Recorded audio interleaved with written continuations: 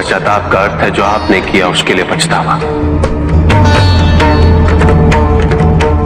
यदि आप चोरी करते हैं तो आप चोरी के लिए पछता लेते हैं, आप हिंसा करते हैं तो आप हिंसा के लिए पछता लेते हैं। आपको दोष अपने दुष्कृत्य में अवश्य दिखता है, किंतु अपने आप में नहीं।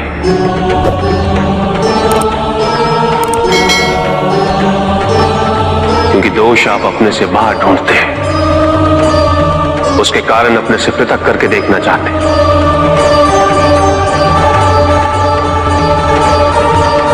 यदि आप ऐसा नहीं करेंगे तो अपने अहम को, अपने अहंकार को सुरक्षित कैसे रख पाएंगे? और इसके लिए सबसे सरल माध्यम बन जाता है पश्चाताप। तपस्या तो सभी करते हैं, किंतु केवल अपने स्वार्थ में। कोई भी ईश्वर को प्राप्त करने के लिए तपस्या नहीं करता।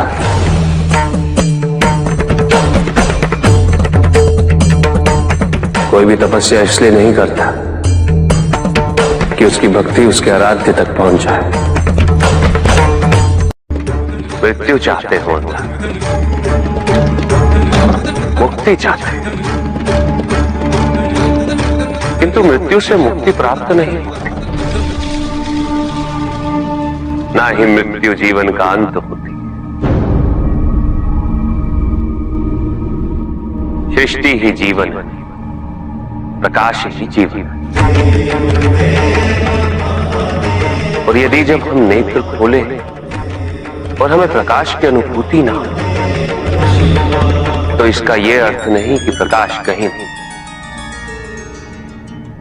प्रकाश है। आवश्यकता है तो अपने नेत्र खोलकर अंधकार के परे देते। यदि इस संसार में उन्नति तभी संभव है जब इस संसार में समानता हो, बराबरी। यदि कोई सर्वशक्तिशाली ही नहीं रहेगा तो कोई निर्बल नहीं होगा। यदि कोई बड़ा नहीं होगा तो कोई छोटा ही नहीं रह पाएगा। शक्ति के इस संतुलन को संतुलित रखना अनिवार्य है, क्योंकि ईर्ष्यापूर्ण प्रवृत्ति व्यक्तिगत होती है। वो केवल अपने स्वार्थ, अपने उद्धार तक ही सीमित रहती है। ईर्ष्या ही वो विष है जो व्यक्ति के हृदय में ना हारने की महत्वाकांक्षा को जन्म देती। जीतने की इस व्यवस्था से ग्रसित मनुष्य धर्म अधर्म, न्याय अन्याय, उचित अनुचित का ज्ञान भूल जाता है।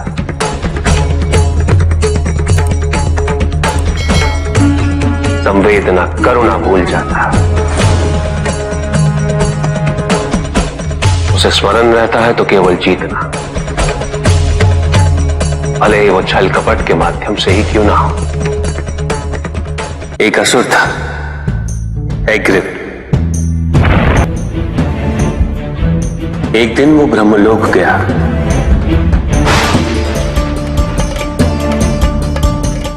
और बड़ी चालाकी से उसने ब्रह्मदेव से चारों वेद प्राप्त कर लिए।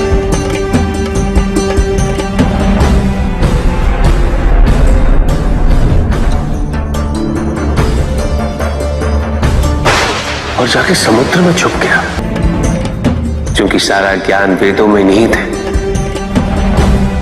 इसलिए संसार से सारा ज्ञान चला गया। जब अज्ञानता का अंधकार फैलता है तो अधर्म बढ़ने लगता है। भगवान विष्णु सब देख रहे थे। उन्हें ज्ञात था कि शीघ्र पृथ्वी लोक पर प्रलय आने वाला है।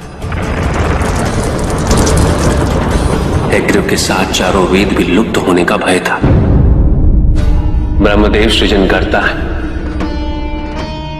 वेदों के अभाव में पुनर्जन्म की प्रक्रिया को पुनर्स्थापित करना अत्यंत कठिन।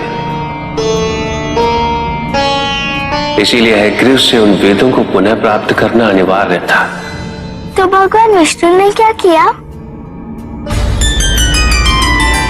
भगवान विष्णु ने एक मत्स्य रूप धारण किया। वो एक मछली बने और नदी में उतरे। राजा सत्यव्रत स्नान कर रहे थे। एक छोटी सी मछली उनके हाथ में आ गई। इतनी छोटी मछली? भगवान विष्णु? हाँ, राजा सत्यव्रत उस मछली को जल में छोड़ने जा ही रहे थे कि उस मछली ने बड़ी मछलियों का भय जताते हुए उनसे विनती की। उनसे कहा कि वो उसे अपने साथ ले चले। राजा सत्यव्रत अत्यंत दयालु थे। मछली को अपने कमंडल में शरण दे दी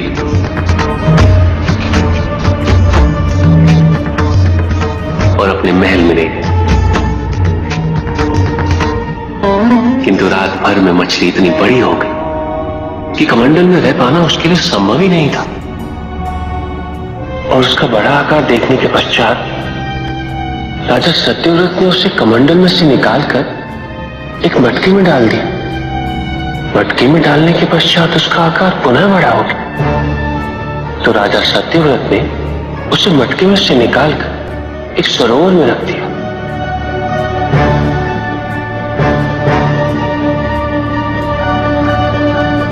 किंतु उस एक ही रात में सरोवर में रखने के पश्चात भी उसका आकार इतना बड़ा हो गया कि उसे नदी में रखना पड़ा। किंतु नदी में रखने के पश्चात भी उसका आकार पुनः बड़ा हो और इतना बड़ा हो गया कि यदि उसे महासागर में नहीं रखा जाता तो उसकी मृत्यु निश्चित थी। राजा सत्यव्रत उसे महासागर की ओर ले गए।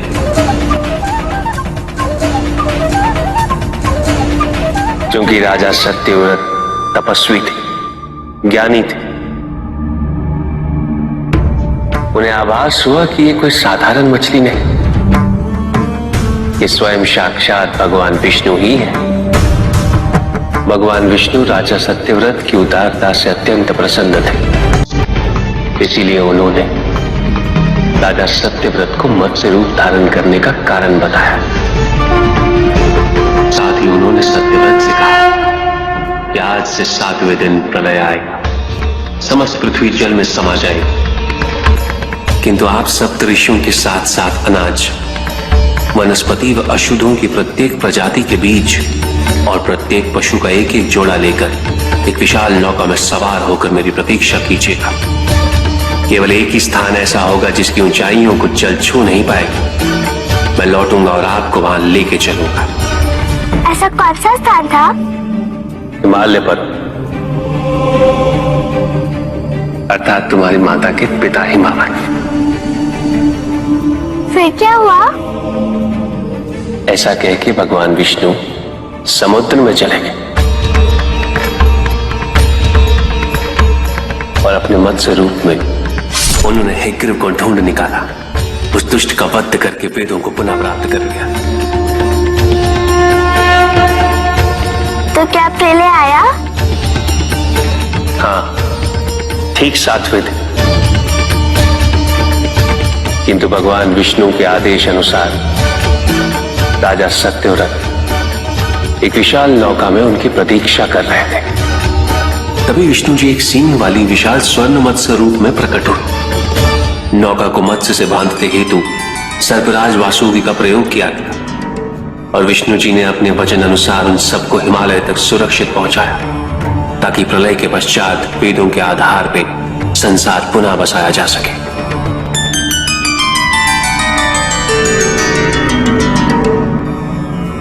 राजा सत्यव्रत मनु कहलाए। मनु अर्थात मानव जाति के प्रजनक। इसी प्रकार भगवान विष्णु ने न केवल वेदों को पुनः प्राप्त कर, अपितु समस्त संसार का कल्याण भी। अर्थात भगवान हर संकट में अपने भक्तों की सहायता अवश्य करते हैं। अस्थिरता तो केवल अविश्वास से आती है। स्थिरता के लिए विश्वास अनिवार्य है। विश्वास और शांति की निरंतरता बनाए रखना कैसे संभव है? इस नकारात्मकता का प्रसार हम कैसे रोकें प्रभु? केवल इस जागरूकता से कि सब कुछ अहम से संबद्ध नहीं है। जब भी किसी व्यक्ति के कार्य में अहम भाव प्रबल हो तो अहंकार व्यक्ति जैसा भी हो उसे अस्तित्व केवल वैसा ही प्राप्त होता है। व्यक्ति यदि अपने कर्मों के लिए अपने को उत्तरदायी समझे तो वो स्वतंत्र था। जब तक व्यक्ति किसी और को उत्तरदायी समझेगा तब तक वो निर्भर रहेगा। व्यक्ति यदि ये सोचे कि उसके दुख का कारण कोई और है तो वो सुखी कैसे रह पाएगा? यह असंभव है, क्योंकि दूसरों को परिवर्तित करना उसके वश में नहीं। वो तो केवल अपने आप को परिवर्तित कर सकता है। यही एक स्वतंत्रता है उसके पास। जो पीड़ा है, जो कष्ट है, वो व्यक्ति के अपने फल है, अपने निर्णय के फल। और जिस दिन वो अपने निर्णय परिवर्तित कर ले उसी दिन उसके जीवन में परिवर्तन भी आ जाएगा। जिन्होंने जीवन के प्रति घृणा सिखाई उन सभी व्यक्तियों ने पृथ्वी को नर्क बनाने में अपना योगदान दिया। इसलिए अधिकांश व्यक्ति अपने दोष, अपनी त्रुटियां और अपनी व्यर्थता को जीवन पर आरोपित कर मुक्त हो जाते। उन्हें लगता है कि जीवन ऐसा ही होता है और उसके समक्ष वो विवश। वो ये नहीं समझते कि वो जिन प्रवृत्तियों को लिए वो प्रवृत्तियां दुख को जन्म देने वाली वृत्तियां हैं। वो अपनी अज्ञानता के गहराई से अनभिज्ञ है और वो अपने अहंकार में ये स्वीकार नहीं कर पाते कि वो तो कुछ जानते ही नहीं। अहंकार सर्वज्ञता का भ्रम उत्पन्न करता है। न जानने की स्वीकृति बहुत बड़ी विनम्रता है और वही पवित्रता भी है। हमें संसार में संतुलन को बनाए रखने के लिए पवित्रता के आधिक्य की आवश्यकता है। किंतु प्रभु, इस पवित्रता में कौन से लक्षण अनिवार्य हैं? अनेकों लक्षण हैं, किंतु इन परिस्थितियों में जो सबसे अधिक महत्वपूर्ण है वो है सतित्व। सकारात्मक ऊर्जा का सबसे पावन स्वरूप सतित्व। इस सतित्व पर मात्र विश्वास ही पर्याप्त है व्यक्ति को सुरक्षित रखने के लिए।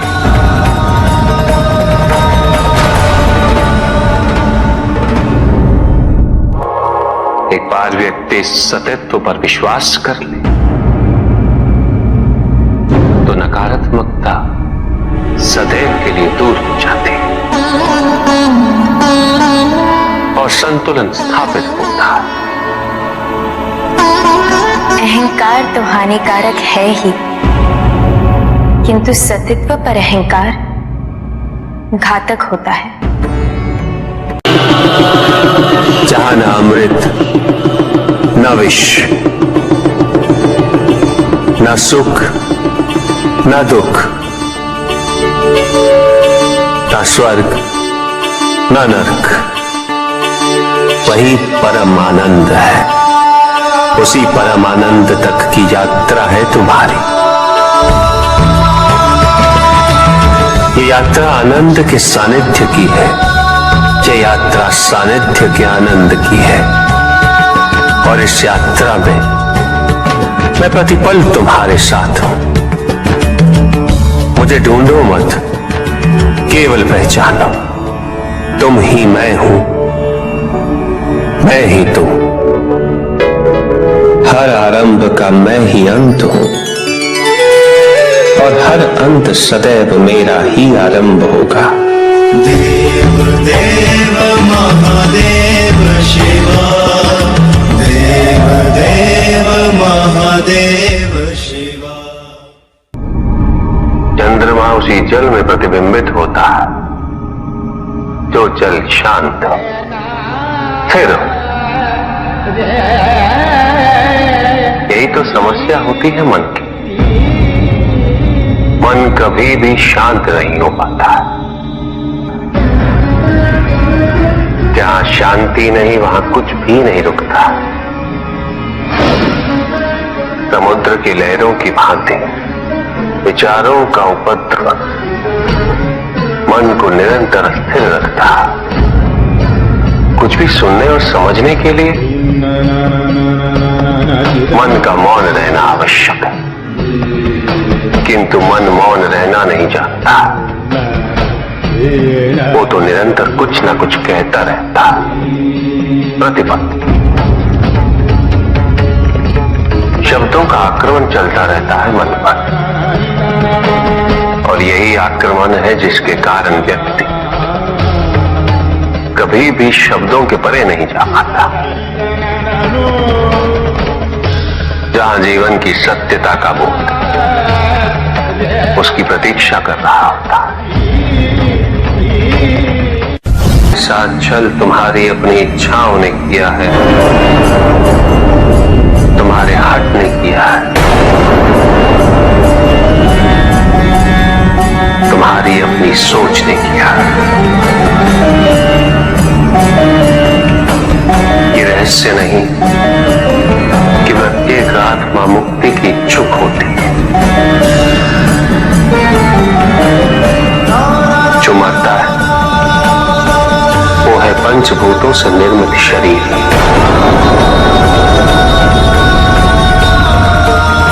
किंतु आत्मा तो अजर है, अमर है।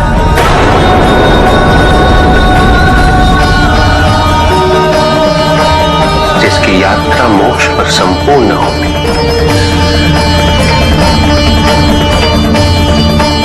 जहां सांसारिक बंधनों से व्यक्ति मुक्त हो जाता है।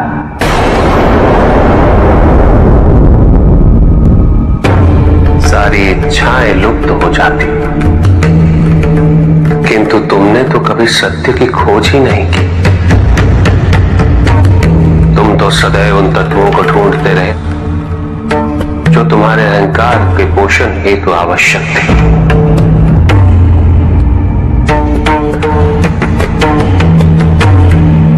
किंतु सत्य तो यही है कि ना कोई तुम्हारा है और ना तुम किसी के।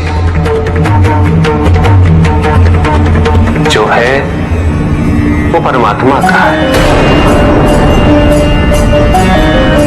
और जो नहीं वो भी परमात्मा का ही है। इस शरीर में तुम इस सत्य से अनभिज्ञ हो, किंतु इस शरीर के पूर्व तुम्हें इस सत्य का बोध था, और इस शरीर के पश्चात भी रहेगा। प्रश्न ये है कि क्या तुम इस सत्य को अभी स्वीकार करना चाहते हो? यदि करते हो तो परिवर्तन का मार्ग स्वतः प्रदर्शित हो जाएगा। आजीवन तुम प्रत्यक्ष को ही सत्य मानते रहे, परोक्ष सदैव महत्वहीन रहा। तुम्हारे पास यही अवसर है। भक्ति हेतु यदि कुछ अनिवार्य है तो केवल भक्ति ही।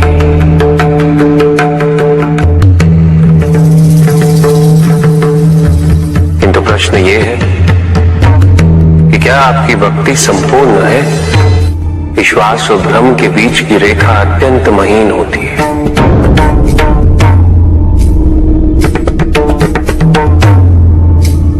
असंख्य व्यक्ति ये नहीं समझ पाता कि उनका विश्वास विश्वास है या भ्रम।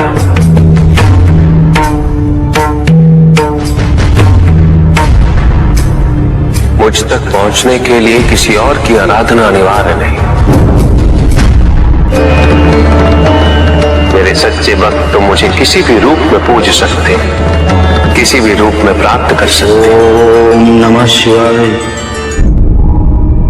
पुरुष और प्रकृति एक है, वो कभी पृथक नहीं हो सकते। शक्ति शिव के बिना अधूरी है,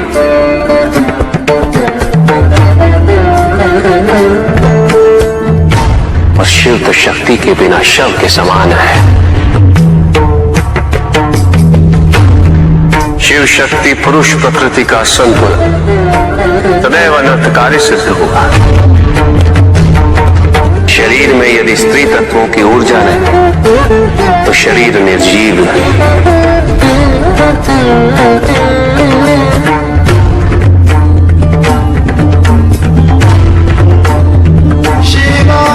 शक्ति और शिव के संपूर्ण रहस्यों को समझ लेना भक्ति, ज्ञान और तपस्या की पराकाष्ठा है।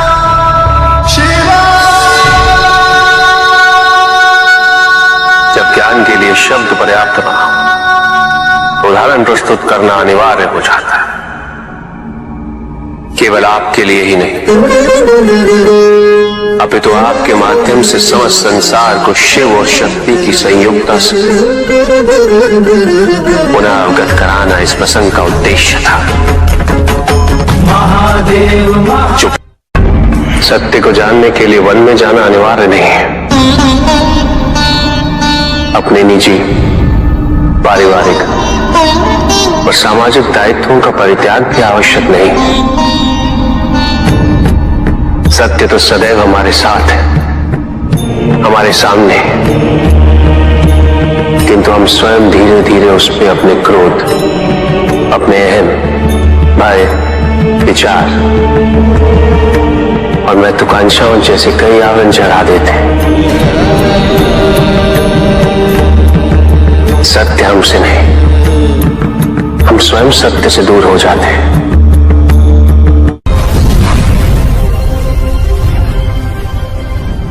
ज्ञान का भ्रम अज्ञानता का प्रथम लक्षण है। इस प्रकार भरे हुए पात्र में कुछ नहीं समा था, उसी प्रकार ज्ञान के अहंकार से भरे मन में अधिक ज्ञान नहीं समा था। जहां प्रश्न नहीं वहां जिज्ञासा नहीं, और जहां जिज्ञासा नहीं होती वहां ज्ञान की वृद्धि नहीं हो सकती।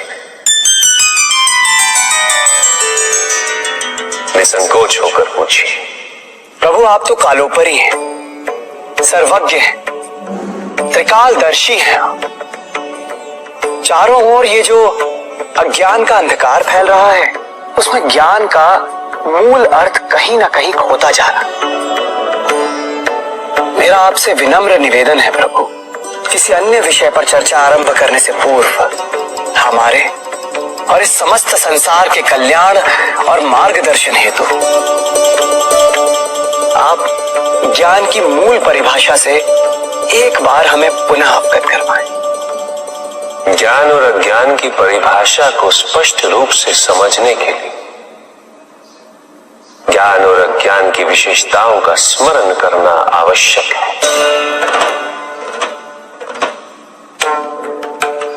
जिसके कारण स्वार्थ, विनाश, क्रूरता, अशांति और भय में वृद्धि हो, वह ज्ञान है। किंतु जो व्यक्ति को उदार, निर्भीक, सहनशील और विनम्र बनाए वही ज्ञान है।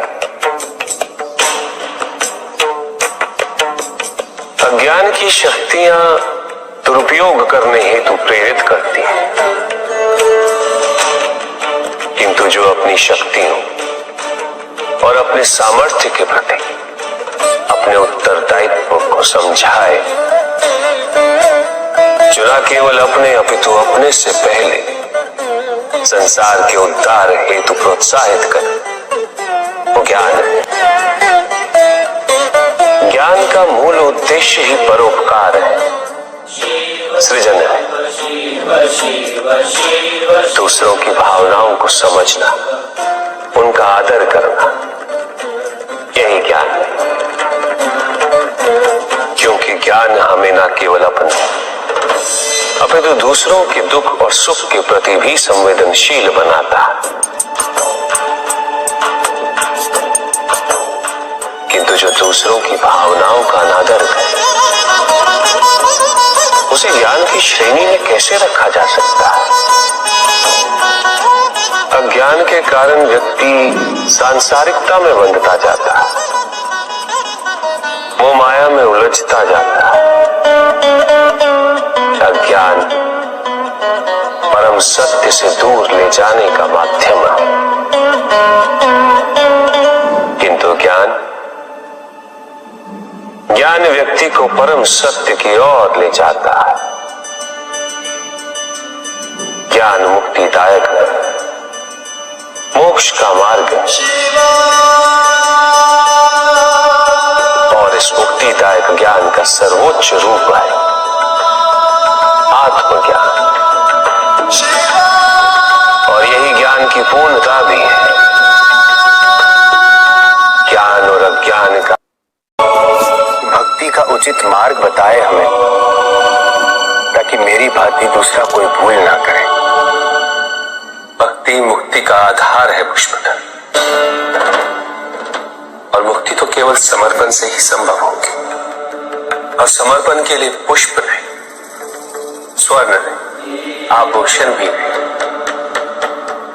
रत्न नहीं, धन, विधि विधान नहीं, केवल अपने मन को अर्पित करना अनिवार्य है। जानना चाहते हो पुष्पधर कि वो कौन से पुष्प हैं जो मुझे अत्यंत प्रिय है? इंद्रियों का नियंत्रण, दया, शांति, तप, क्षमा, ध्यान और सत्य। और जब कोई मेरे इन पुष्पों से आराधना करे, मैं अवश्य प्रसन्न होता। भक्ति में भव्यता आवश्यक नहीं है पुष्पधर, अभी तो सरलता आवश्यक है। भक्त के लिए ये समझना अत्यंत कठिन हो जाता है, प्राय भक्ति कब मोह में परिवर्तित हो जाती है।